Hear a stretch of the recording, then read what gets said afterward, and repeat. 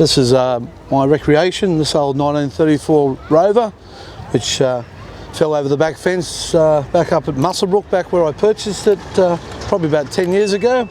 So the old Rover spent most of its life in South Australia. That's where it was actually manufactured and put together.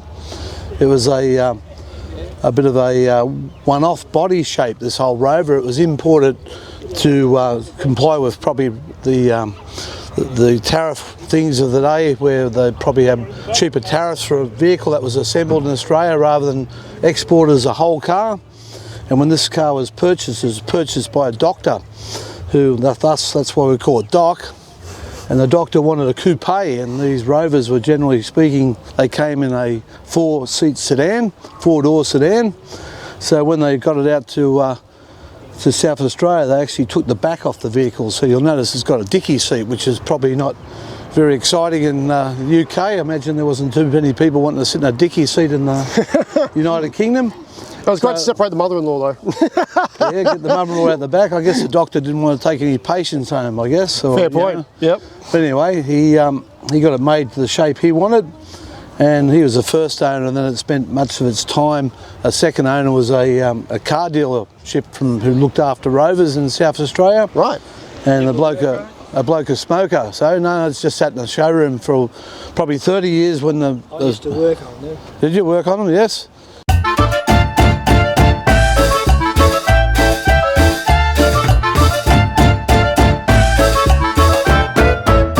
Yeah, well, I've done no work on it. I'm a bit lazy. She's stock standard. Yeah, I drive it all the time. Yeah. You know what the big knob on the dash is? I do know what the big knob of the big knob on the dash is. Gentleman asking a question about the big knob on the dash. Yeah, keep going. Great. So it's a freewheeler. So this is the first model that came out with the Rover's signature freewheeling device, which 47, 48, 49. yeah, well, these are the first ones. This is 34. This whole girl. Yeah.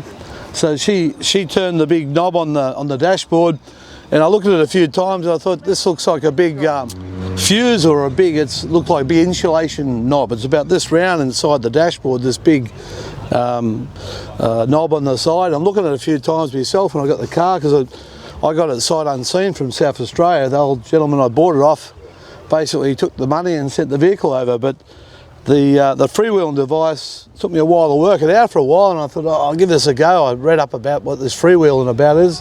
So what it basically does, it takes the gearbox out of the transmission in a way, like a billy cart. Oh yeah. So it was a fuel saving device, this freewheeling gazzo. So you turn it into freewheel and you're able to change gears without using the clutch. It basically took the transmission out of the link.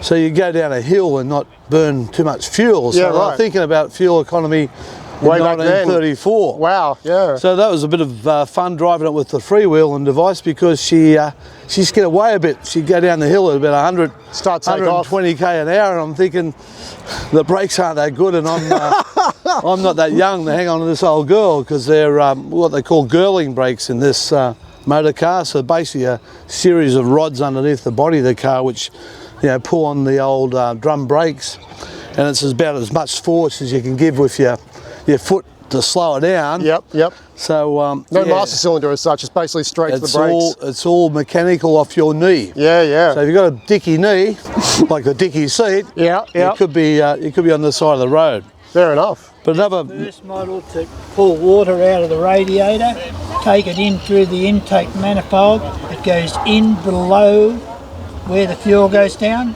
and it's like half hydrogen. Yeah, right. You used to work on them. Fantastic. So you were in South Australia, were you, or? Okay, righto. So they also built them, assembled them here as well, did they? Yeah. Oh. So these more or less came as like a flat pack sort of affair, didn't they? In its time in South Australia. Gear and gear up the front. There is no adjustment for the cams at all on the front wheels. Right. Whatever's made, that's it. Yeah, right. You cannot adjust. Nice. Excellent. Thank you very much for that. Some great insight. There you go. I mean, it's interesting, the gentleman's conversation there. I had a gentleman I met in Sydney at the British Day in Sydney about 5 years ago, and he wanted to hop inside the car, and then he broke down in tears because his family had one of these cars, and he remembers the the fun they had in it. And then he went away to school and working away, and I think he's living around the Maitland area in the big flood, this motor car. And the big floods came through in the 50s and swallowed the car up a bit. And Right. his dear old dad just left it hemorrhaging to death. Yep. And by the time he got back, the parents had taken that old car to the tip. But there's an 8-day clock in this car, which I thought was a bit fabulous too, which... So what's that do? Well, it did confuse me. I had a little booklet with the car, an 8-day clock. I thought, the moon, the stars, what's all this 8-day stuff? It doesn't reconcile in my brain. Yeah. Anyway, the 8-day clock allows you to wind the clock. It's a wind-up clock. Okay. So you can wind the clock and it'll run for 8 days. Oh, right, okay. It's kind of like the old watches and all that, the old handheld watches, full Yeah, batteries well, and everything like that. this car, like today you think of things on batteries and digital clocks and that. This car, the winding clock was as good as it got. Wow. And I guess they could tell their competitors, if you were going to the dealership of the Ford or the equivalent, we've got 8-day clock in our cars. Yeah. And you might go, oh, that's pretty cool. Yeah. Again, it took me a while to get my head around. But I suppose the extra day is so you don't forget, you can actually redo it again.